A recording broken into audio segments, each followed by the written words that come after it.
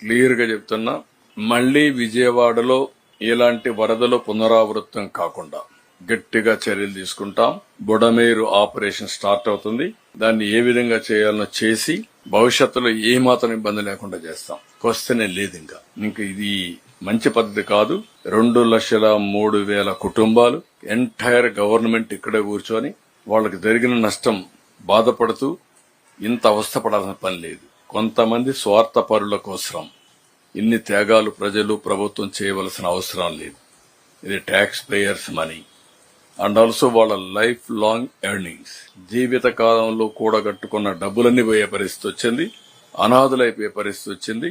కొంతమంది స్వార్థపరుల కోసం, కొంతమంది ల్యాండ్ గ్రాబర్స్ కోసం, కొంతమంది పాలిటీషియన్స్ కోసం. I can say very clearly, కొంతమంది పొలిటికల్ సపోర్ట్ తో విచ్చలవిడిగా చేసే పరిస్థితికి వచ్చారు. దీన్ని ఎట్టే పరిస్థితిలో ఉపేక్షించాం.